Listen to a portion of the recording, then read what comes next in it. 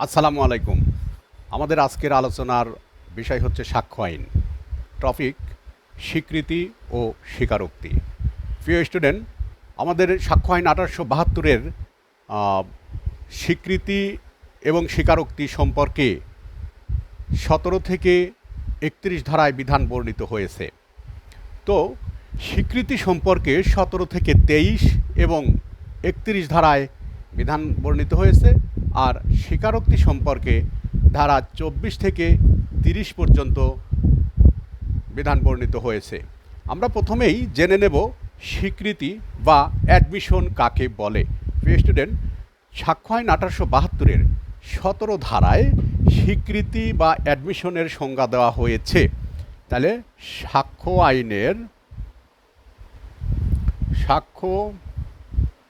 আইনের 17 ধারা, এই সাক্ষ্য আইনের 17 ধারায় স্বীকৃতি বা অ্যাডমিশনের সংজ্ঞা দেওয়া হয়েছে। স্বীকৃতি বা অ্যাডমিশন বলতে সাধারণত কোনো কিছু মেনে নেওয়া বা স্বীকার করাকে বোঝায়, কিন্তু আইনের ভাষায় যদি বলতে যাই তাহলে বলতে হয় যে আপনার কোনো ব্যক্তি বিজ্ঞ আদালতে উপস্থিত হয়ে যে মৌখিক বা লিখিত বিবৃতি দেয়, তা যদি বিচার্য বিষয় বা প্রাসঙ্গিক বিষয়ে ইঙ্গিত বহন করে তবে তাকে স্বীকৃতি বা অ্যাডমিশন বলে। আমি আবার বলছি, কোনো ব্যক্তি যদি বিজ্ঞ আদালতে উপস্থিত হয়ে লিখিত বা মৌখিক কোনো বিবৃতি দেয় এবং সেই বিবৃতি যদি কোনো মামলায় বিচার্য বিষয় বা প্রাসঙ্গিক বিষয়ে ইঙ্গিত বহন করে তাহলে সেই বিবৃতিকে বলে স্বীকৃতি বা অ্যাডমিশন। আর স্বীকারোক্তি, আসলে স্বীকারোক্তির কোনো সংজ্ঞা সাক্ষ্য আইনে দেওয়া হয় নাই, তবে স্বীকৃতির মধ্যেই কিন্তু স্বীকারোক্তি থাকে। অর্থাৎ আপনার স্বীকৃতির মধ্যে যদি কোনো দোষ স্বীকার করা হয়, স্বীকৃতির মধ্যে যদি কোনো দোষ স্বীকার করা হয় তাহলে তাকে স্বীকারোক্তি বলা হয়। এই স্বীকারোক্তি আপনার দুইভাবে হতে পারে বা দুই ধরনের হতে পারে। স্বীকারোক্তিটা দুই ধরনের হতে পারে। একটা হচ্ছে আপনার বিচারিক স্বীকারোক্তি, জুডিশিয়াল কনফিশন, আর একটা হচ্ছে এক্সট্রা জুডিশিয়াল কনফিশন অর্থাৎ বিচার বহির্ভূত স্বীকারোক্তি। তো চলুন আমরা একটু জেনে নেই যে এই বিচারিক স্বীকারোক্তিটা কাকে বলে। জুডিশিয়াল কনফিশন অর্থাৎ ম্যাজিস্ট্রেটের নিকট যে স্বীকারোক্তিটা দেওয়া হয় সেটাই হচ্ছে আপনার বিচারিক স্বীকারোক্তি বা জুডিশিয়াল কনফিশন। আর ম্যাজিস্ট্রেট ব্যতীত অন্য কোনো ব্যক্তির নিকট যদি কোনো স্বীকারোক্তি দেওয়া হয় সেটাকে বলা হয় বিচার বহির্ভূত স্বীকারোক্তি বা এক্সট্রা জুডিশিয়াল কনফিশন। ঠিক আছে? তারপরে আপনার এই স্বীকারোক্তি, একটা মজার ব্যাপার হচ্ছে কি যে স্বীকারোক্তি যিনি দিবেন সবসময় কিন্তু এই স্বীকারোক্তিটা তার বিরুদ্ধে সাক্ষ্য হিসেবে ব্যবহার করা যায়। ঠিক আছে? এই ছিল হচ্ছে 17 ধারা সম্পর্কে আলোচনা। ধারা 18 সাক্ষ্য আইনের 18 ধারা। এই 18 ধারায় বলছে যে পক্ষগণের স্বীকৃতি, শিরোনাম হচ্ছে পক্ষগণের স্বীকৃতি। খেয়াল করবেন, পক্ষগণের স্বীকৃতিটা হচ্ছে কি এই 18 ধারায় 5 ধরনের ব্যক্তির স্বীকৃতিকে প্রাসঙ্গিক করা হয়েছে। কয় ধরনের ব্যক্তির? 5 ধরনের ব্যক্তির স্বীকৃতি প্রাসঙ্গিক সাক্ষ্য আইনের 18 ধারায়। কে কে? মামলার পক্ষগণ, মামলার যে উভয় পক্ষ থাকে, বাদী বিবাদী উভয় পক্ষই যদি কোনো স্বীকৃতি দেয় তাহলে সেটা প্রাসঙ্গিক হবে। তারপরে 2 নম্বরে বলছে যে পক্ষগণের প্রতিনিধি, এই যে মামলার যে বাদী বিবাদী থাকে তাদের প্রতিনিধিরা যদি কোনো স্বীকৃতি দেয় তাহলে সেটাও প্রাসঙ্গিক হবে। 3 নম্বরে প্রতিনিধিত্বমূলক মোকদ্দমায় যিনি প্রতিনিধিত্ব করেন সেই ব্যক্তি যদি কোনো স্বীকৃতি দেয় তাহলে তার স্বীকৃতিটা প্রাসঙ্গিক হবে। ঠিক আছে? 4 নম্বর হচ্ছে মামলার বিষয়বস্তুতে যার স্বার্থ আছে যার স্বীকৃতি তার। অর্থাৎ মামলার বিষয়বস্তুতে যে ব্যক্তির স্বার্থ জড়িত আছে সেই ব্যক্তি যদি কোনো স্বীকৃতি দেয়, কোনো বিবৃতি দেয়, তাহলে সেটা প্রাসঙ্গিক হবে, সাক্ষ্যে গ্রহণযোগ্য হবে। আরেকটা হচ্ছে স্বার্থটা, এই যে মামলা যেই বিষয় নিয়ে, যেই স্বার্থ নিয়ে মামলা হচ্ছে, সেই স্বার্থটা যার নিকট থেকে আসছে, পেয়েছে, সেই ব্যক্তি যদি কোনো স্বীকৃতি দেয় তাহলে সেটাও প্রাসঙ্গিক হবে, গ্রহণযোগ্য হবে।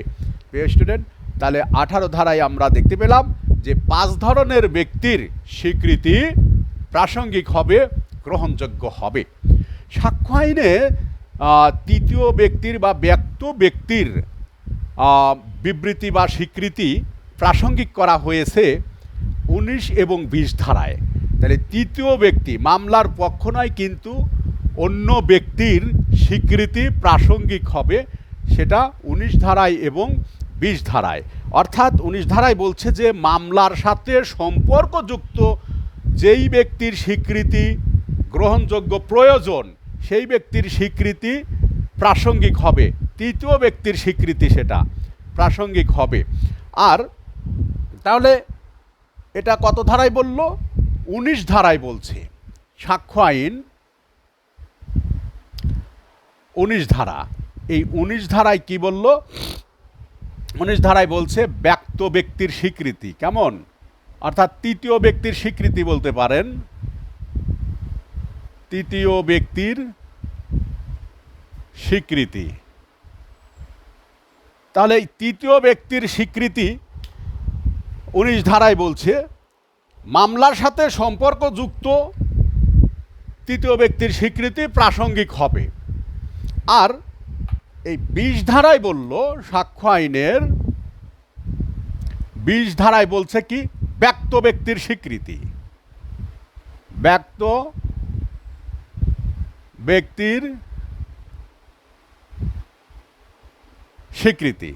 ব্যক্ত ব্যক্তির স্বীকৃতি বলতে কি বোঝায় খেয়াল করবেন। ব্যক্ত ব্যক্তির স্বীকৃতি হচ্ছে যে কোনো মামলার কোনো পক্ষ বিবদমান কোনো বিষয় সম্পর্কে তথ্য সংগ্রহের জন্য ব্যক্তভাবে যে সকল ব্যক্তির কথা উল্লেখ করে, সেই সকল ব্যক্তির বিবৃতি বা স্বীকৃতি প্রাসঙ্গিক হবে।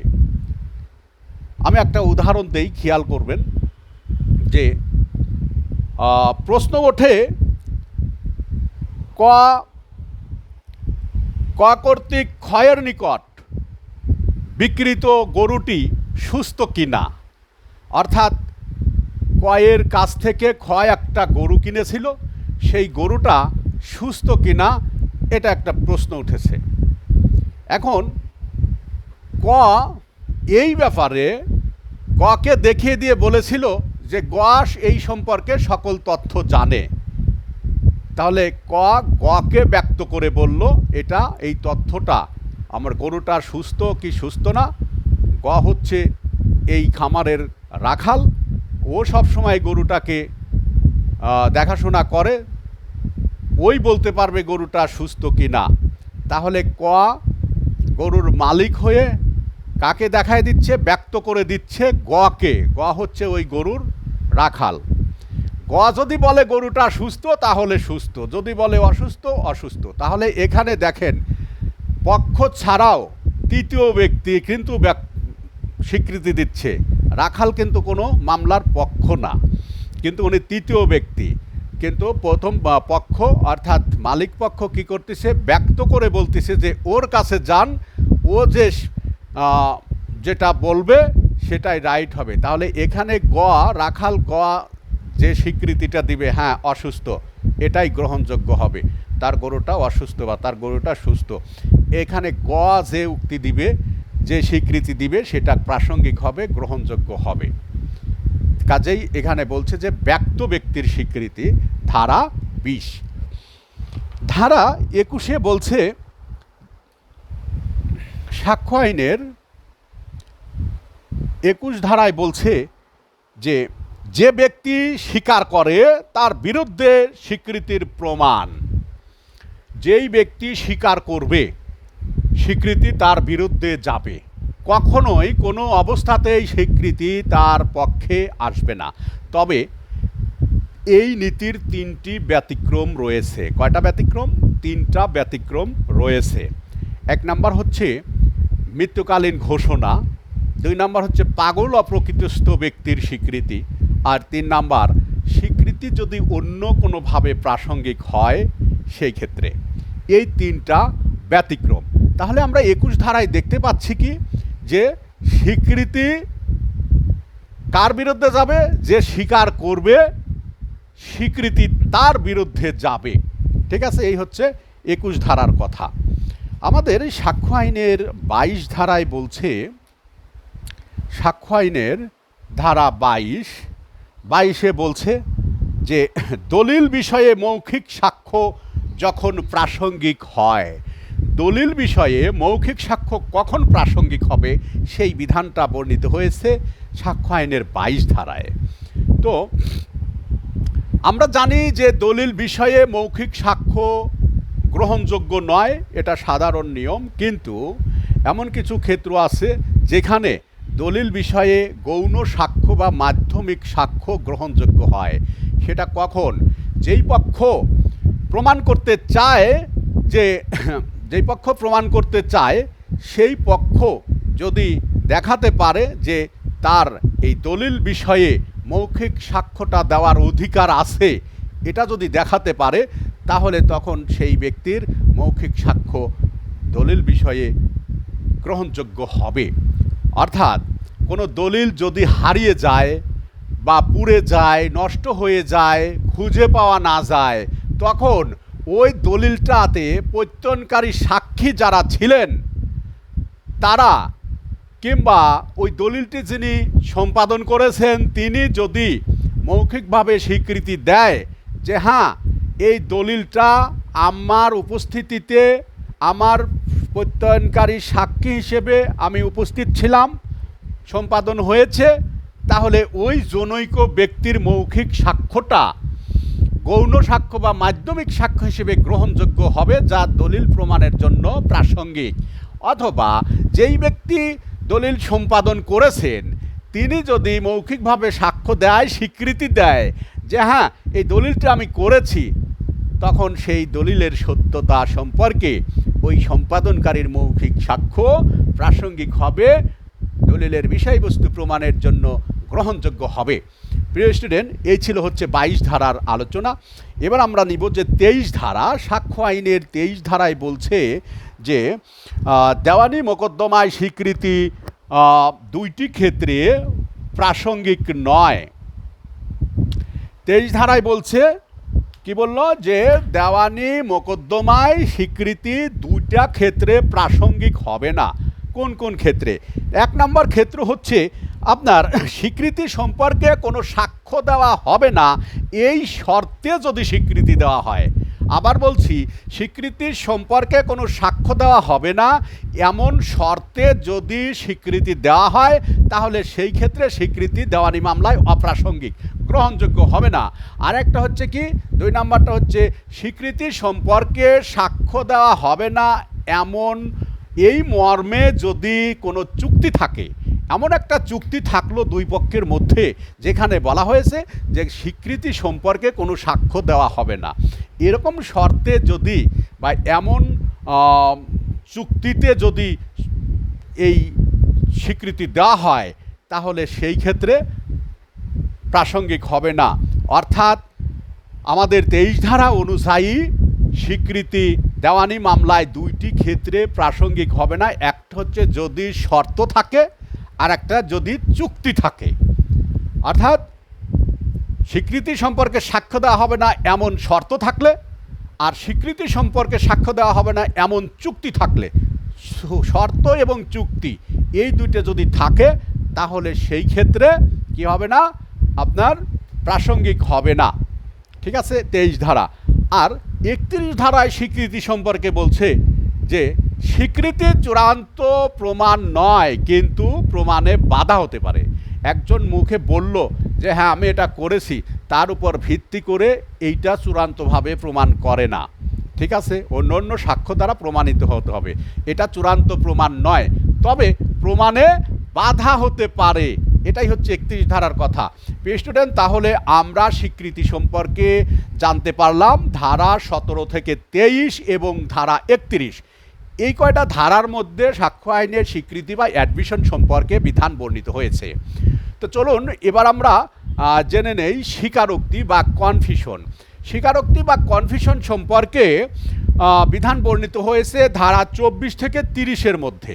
ঠিক আছে, তো দেখা যাক যে 24 ধারায় কি বলছে। 24 ধারায় সাক্ষ্য আইনের, মুছে দিচ্ছি, সাক্ষ্য আইনের 24 ধারায় বলছে, খেয়াল করবেন, সাক্ষ্য আইনের 24 ধারায় বলছে যে ভয়ভীতি প্রতিশ্রুতি প্রলোভন দিয়ে যদি কোনো স্বীকারোক্তি আদায় করা হয় তাহলে সেটা প্রাসঙ্গিক নয়। ভয়ভীতি প্রতিশ্রুতি প্রলোভন দিয়ে যদি স্বীকারোক্তি আদায় করে তাহলে সেটা কখনোই প্রাসঙ্গিক হবে না, গ্রহণযোগ্য হবে না। এখন যদি কোনো আসামিকে বা কোনো ব্যক্তিকে যদি ভয় দেওয়া হয়, ভয় যদি দেওয়া হয়, কি ভয়, যে আপনি যদি স্বীকারোক্তি না করেন তাহলে আপনার ছেলেকে, আপনার পরিবারকে ধরে নিয়ে যাওয়া হবে, তাদেরকে প্রহার করা হবে, আটক রাখা হবে, মেরে ফেলানো হবে, এরকম ভয়ভীতি দিয়ে বলল যে স্বীকার করেন। তাহলে ভয়ভীতির ফলে ওই ব্যক্তি স্বীকারোক্তি দিল, অথবা প্রলোভন প্রতিশ্রুতি দিল যে আপনি যদি এই অপরাধটা স্বীকার করেন তাহলে আপনাকে এই অপরাধ থেকে কি করা হবে, মুক্তি দেওয়া হবে, এরকম একটা প্রতিশ্রুতি বা প্রলোভন দিয়ে স্বীকারোক্তিটা আদায় করলো। এই স্বীকারোক্তিটা গ্রহণযোগ্য হবে না, সাক্ষ্যে ব্যবহার করা যাবে না। এই বিধানটা কিন্তু আমাদের ফৌজদারি কার্যবিধির 164-এর যে স্বীকারোক্তি সেটাই। তাহলে স্বীকারোক্তি, দোষ স্বীকারোক্তি বা জুডিশিয়াল কনফিশন যদি জোরপূর্বক নেওয়া হয়, ভয়ভীতি প্রতিশ্রুতি প্রলোভন দিয়ে নেওয়া হয় তাহলে সেটা প্রাসঙ্গিক হবে না, গ্রহণযোগ্য হবে না। কিন্তু এটার আবার একটা ব্যতিক্রম আছে, সেটা হচ্ছে কি, ভয়ভীতি প্রতিশ্রুতি প্রলোভন দিয়ে স্বীকারোক্তি আদায় করলে সেটা গ্রহণযোগ্য হবে, 29 ধারায় গ্রহণযোগ্য হবে। তাহলে 24 ধারায় বলছে যে ভয়ভীতি প্রতিশ্রুতি প্রলোভন দিয়ে যদি স্বীকারোক্তি আদায় করে সেটা গ্রহণযোগ্য হবে না। কিন্তু ভয়ভীতি প্রতিশ্রুতি প্রলোভন দিয়ে যদি স্বীকারোক্তি আদায় করে গ্রহণযোগ্য হবে 29 ধারায়। তাহলে গ্রহণযোগ্য হবে না 24 ধারায়, আর গ্রহণযোগ্য হবে 29 ধারায়। 5টা ক্ষেত্রে গ্রহণযোগ্য হবে। অর্থাৎ কোনো ব্যক্তিকে ভয়ভীতি প্রতিশ্রুতি দিয়ে স্বীকারোক্তি আদায় করলো, সেই স্বীকারোক্তিটা যদি 29 ধারায় যায়া 5টা ক্ষেত্রে অন্যভাবে প্রাসঙ্গিক হয় তাহলে সেটা গ্রহণযোগ্য হবে। এখন কোনো আসামিকে ভয় দিল, ভীতি দিল, বা প্রতারণা করে বা ছলনা করে বা প্রতিশ্রুতি দিয়ে বলল তুমি এইটা বলো, স্বীকারোক্তি করো, তাহলে তোমাকে আমরা মুক্তি দেব, অথবা ভয় দিল তুমি যদি এটা স্বীকারোক্তি না করো তাহলে তোমার বাচ্চাদেরকে মেরে ফেলবো, সেই ভয়ে স্বীকারোক্তি দিল, হ্যাঁ আমি এই অপরাধটা করেছি, স্বেচ্ছায় করেছি, আমি স্বীকারোক্তি দিচ্ছি। এই স্বীকারোক্তি ডাইরেক্ট ব্যবহার হবে না। কি হবে তাহলে, এই যে সে স্বীকারোক্তি দিল এটা অন্যভাবে প্রাসঙ্গিক যদি হয়, অন্য সমর্থনমূলক সাক্ষ্য দিয়ে যদি এটা মিলে যায়, তার স্বীকারোক্তিটার যদি মিলে যায়, প্রমাণ পায়, তখন এই ভয় ভীতি প্রতিশ্রুতি প্রলোভন দিয়ে স্বীকারোক্তি আদায় করলেও এটা 29 ধারায় গ্রহণযোগ্য হবে, প্রাসঙ্গিক হবে। আর ভয়ভীতি প্রতিশ্রুতি প্রলোভন থেকে মুক্ত হয়ে যদি স্বীকারোক্তি দেয় তাহলে সেটা গ্রহণযোগ্য হবে 28 ধারায়। অর্থাৎ ভয় দেয় নাই, প্রতিশ্রুতি দেয় নাই, প্রলোভন দেয় নাই, স্বেচ্ছায় সজ্ঞানে কেউ একজন কি করলো, আসামি স্বীকারোক্তি দিল। এই স্বীকারোক্তিটা ফৌজদারি কার্যবিধির 164 ধারার স্বীকারোক্তি হিসেবে গণ্য হবে এবং এটা গ্রহণযোগ্য হবে, বিচারের সময় প্রাসঙ্গিক হবে। তাহলে আমরা এখানে একটু ক্লিয়ার করে নেই, খেয়াল করবেন। অনেকেরই এখানে একটা ভুল ধারণা আছে যে ভয়ভীতি প্রতিশ্রুতি দিয়ে স্বীকারোক্তি আদায় করলে গ্রহণযোগ্য হবে না, এটা 24 ধারায়, এটার ব্যতিক্রম 28 ধারায়। কিন্তু না, ব্যতিক্রম মানে কি? ব্যতিক্রম মানে হচ্ছে, বোঝাচ্ছে যে ভয়ভীতি প্রতিশ্রুতি প্রলোভন দিয়ে স্বীকারোক্তি আদায় করলে গ্রহণযোগ্য হবে না, আর যদি হয়, এই হয়টা হচ্ছে ব্যতিক্রম, তাহলে হয় কিন্তু 29 ধারা, তার মানে 28 ধারার ব্যতিক্রম যদি বলতেই হয় সেটা 29 ধারায়। তাহলে কি বলছে, ভয়ভীতি প্রতিশ্রুতি প্রলোভন দিয়ে যদি স্বীকারোক্তি আদায় করে সেটা গ্রহণযোগ্য হবে না 24 ধারায়, আর গ্রহণযোগ্য হবে 29 ধারায়। তাহলে 24 ধারার ব্যতিক্রম যদি বলতে হয় 29 ধারা বলতে হবে। তবে 29 ধারায় হলেও সেটা শর্ত সাপেক্ষে হবে, অর্থাৎ অন্যভাবে যদি ওই স্বীকারোক্তিটা মিলে যায়, প্রাসঙ্গিক হয়, তখন হবে। আর যেটা 28 ধারায় বলছে যে মুক্ত হয়ে ভয়ভীতি দেওয়া হয় নাই, প্রতিশ্রুতি প্রলোভন দেওয়া হয় নাই, স্বীকারোক্তি দিয়েছে, সেটা হচ্ছে প্রাসঙ্গিক হবে 28 ধারায়। অর্থাৎ 24 ধারায় ভয়ভীতি প্রতিশ্রুতি দিয়ে যদি স্বীকারোক্তি আদায় হয় সেটাও অপ্রাসঙ্গিক। আর প্রতিশ্রুতি প্রলোভন ছাড়া যদি স্বীকারোক্তি দেয় সেটা হচ্ছে 28 ধারায় প্রাসঙ্গিক। তাহলে 24 ধারায় ভয়ভীতি প্রতিশ্রুতি প্রলোভন যদি দিয়ে করে সেটা অপ্রাসঙ্গিক, আর ভয়ভীতি প্রতিশ্রুতি প্রলোভন দিয়ে যদি স্বীকারোক্তি দেয় সেটা প্রাসঙ্গিক হবে 29 ধারায়, আর ভয়ভীতি প্রতিশ্রুতি প্রলোভন ছাড়া যদি স্বীকারোক্তি দেয় সেটা প্রাসঙ্গিক হবে 28 ধারায়। আশা করি সবাই ক্লিয়ার হয়েছেন এখানে। এবার আসি আমরা ধারা 25-এ। আমাদের এই সাক্ষ্য আইনের 25 ধারায় কি বলছে চলুন আমরা একটু দেখে নিচ্ছি। সাক্ষ্য আইন ধারা 25 ধারায় বলছে যে পুলিশের নিকট প্রদত্ত স্বীকারোক্তি প্রমাণ করা যাবে না, অপ্রাসঙ্গিক। অর্থাৎ পুলিশের নিকট যদি কেউ স্বীকারোক্তি দেয় সেই স্বীকারোক্তিটা প্রমাণ করা যাবে না, সেটা প্রাসঙ্গিক হবে না, বিচারে গ্রহণযোগ্য হবে না। ঠিক আছে, এই হচ্ছে আমাদের 25 ধারার কথা। আর 26 ধারায় বলছে, আচ্ছা 25 ধারাটা আরও ক্লিয়ার করি। এখন কোনো ব্যক্তি পুলিশের কাছে এসে বলল আমি খুন করেছি, আমাকে বিচার করেন, আমার শাস্তি দেন, তার এই কথাটা গ্রহণযোগ্য হবে না, তার এই কথাটা মানে প্রাসঙ্গিক হবে না। ঠিক আছে, এই হচ্ছে 25 ধারার কথা।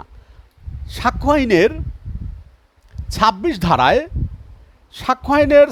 ধারায় বলছে আসামি পুলিশ হেফাজতে থাকাকালীন যদি স্বীকারোক্তি দেয় তা প্রাসঙ্গিক হবে না। একটা হচ্ছে কি, 25 ধারায় পুলিশের কাছে এসে, থানায় এসে বলল স্যার আমি অপরাধ করেছি, আমারে শাস্তি দেন, এইটা গ্রহণযোগ্য হবে না, বিচারের সময় এই কথা প্রাসঙ্গিক নয়। কিন্তু 26 ধারায় বলল যে পুলিশ হেফাজতে আছে, পুলিশ কাস্টডিতে থাকা অবস্থায় যদি আসামি পুলিশের কাছে স্বীকারোক্তি দেয় সেই স্বীকারোক্তি প্রাসঙ্গিক হবে না। তবে পুলিশ হেফাজতে থাকা অবস্থায় ম্যাজিস্ট্রেটের তাৎক্ষণিক উপস্থিতিতে যদি ম্যাজিস্ট্রেটের কাছে স্বীকারোক্তি দেয় আমি এই অপরাধ করেছি, তাহলে সেই স্বীকারোক্তিটা গ্রহণযোগ্য হবে, তার বিরুদ্ধে প্রয়োগ করা যাবে। তাহলে পুলিশ হেফাজতে যদি পুলিশের কাছে স্বীকারোক্তি দেয়, কিংবা 25 ধারা অনুযায়ী পুলিশের কাছে এসে যদি কেউ বলে, কোনো অপরাধী বলে আমি এই অপরাধ করেছি, তাহলে এই ধরনের স্বীকারোক্তি গ্রহণযোগ্য হবে না, প্রাসঙ্গিক হবে না। কিন্তু পুলিশ হেফাজতে থাকাকালীন যদি ম্যাজিস্ট্রেটের উপস্থিতিতে স্বীকারোক্তি দেয় তাহলে তখন সেই স্বীকারোক্তি গ্রহণযোগ্য হবে, প্রাসঙ্গিক হবে। এই হচ্ছে আমাদের 26 ধারার কথা। প্রিয় স্টুডেন্ট, এবার আমরা নিব ধারা 27। সাক্ষ্য আইনের ধারা 27-এ বলছে যে আপনার আসামির নিকট হতে প্রাপ্ত তথ্য যতখানি প্রমাণ করা যেতে পারে ততটুকু প্রাসঙ্গিক হবে। অর্থাৎ আসামির নিকট থেকে প্রাপ্ত তথ্য যতটুকু প্রমাণ করা যায় ততটুকু প্রাসঙ্গিক হবে।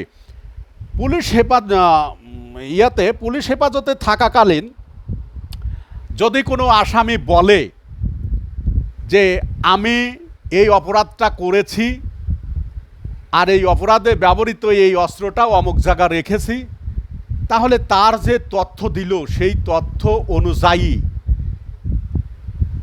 অনুসন্ধান করে যদি যতটুকু আলামত অপরাধে ব্যবহৃত বিষয়বস্তু যতটুকু স্পষ্টভাবে পাওয়া যাবে, আলামত পাওয়া যাবে, ততটুকু গ্রহণযোগ্য হবে। ঠিক আছে, আমি একটা উদাহরণ দিচ্ছি। মনে করেন কোনো আসামি বলল, পুলিশ হেফাজতে থাকাকালীন কোনো আসামি বলল, আমি ওই মিস্টার কয়ের গলা ছুরি দিয়ে গলা কাটিয়াছি, এরকম বলল যে আমি এই একটা চাকু বা একটা ছুরি দিয়ে কয়ের গলা কাটিয়াছি। ঠিক আছে, আমি তাকে গলা কাটিয়েছি, চাকু দিয়ে গলা কাটিয়েছি। তাহলে প্রথম কথা কি বললো? স্বীকার করলো যে আমি কয়ের গলা কেটেছি এবং একটা চাকু দিয়ে কেটেছি। চাকুটি আমার বাড়ির পিছনে বাঁশবাগানে মাটির নিচে গর্ত করে পুঁতে রেখেছি। এই হচ্ছে তথ্য দিল। এই তথ্য অনুযায়ী পুলিশ আসামিকে সাথে নিয়ে বাঁশবাগানে গেল, যায়া দেখলো যে কথা ঠিক মিলে গেছে। বাঁশবাগানে, তার বাড়ির পিছনে বাঁশবাগানের নিচে মাটিতে চাকুটি, রক্তমাখা চাকুটি পুঁতে রেখেছে। তাহলে এই চাকুটি উদ্ধার করলো। তাহলে আসামির দেওয়া তথ্য অনুযায়ী যতটুকু আলামত উদ্ধার হবে ততটুকু প্রাসঙ্গিক। কিন্তু আসামি যে প্রথম বক্তব্য যতটুকু দিয়েছে, আমি তার গলা কেটেছি, এইটা গ্রহণযোগ্য হবে না, এইটা প্রাসঙ্গিক হবে না। অন্য কেউ তো, অন্য কোনো ব্যক্তিও তো হতে পারে যে গলা কেটে তাকে ভয়ভীতি দেখাইছে, তুই এই ইয়াটা বলবি, হতে পারে না। তাহলে পুলিশ হেফাজতে থাকাকালীন যদি আসামি যে তথ্য দিবে, যে স্বীকারোক্তি দিবে, সেই স্বীকারোক্তি বা তথ্য অনুযায়ী যতটুকু অপরাধের সাথে ব্যবহৃত আলামত খুঁজে পাওয়া যাবে ততটুকু প্রাসঙ্গিক হবে, আর যতটুকু পাওয়া যাবে না সেটা প্রাসঙ্গিক হবে না, গ্রহণযোগ্য হবে না। বোঝাতে পারছি? এই হচ্ছে 27 ধারার কথা। আর 28, 29 ধারা তো আমরা পড়েছিলামই। এখন ধারা 30-এ যাচ্ছি। সাক্ষ্য আইন ধারা 30। সাক্ষ্য আইনের 30 ধারায় বলছে যে একাধিক অপরাধীদের মধ্যে যদি কোনো অপরাধ একাধিক অপরাধী করে, তাহলে তাদের মধ্য থেকে যে কোনো একজন আসামির স্বীকারোক্তি অপর সহযোগী আসামির বিরুদ্ধে সাক্ষ্যে ব্যবহার করা যাবে। আবার বলছি, কোনো অপরাধ যদি একাধিক ব্যক্তি মিলে সম্মিলিতভাবে করে, অর্থাৎ কোনো মামলার আসামি যদি একাধিক থাকে, 2 বা ততোধিক থাকে, তখন সেই ক্ষেত্রে একজন আসামির স্বীকারোক্তি, দোষ স্বীকারোক্তি অন্যান্য সহযোগী আসামির বিরুদ্ধে সাক্ষ্য হিসেবে ব্যবহার করা যাবে। এই কথাটা বলছে আপনার ধারা 30-এ, প্রাসঙ্গিক হবে। কথা বোঝাতে পারছি?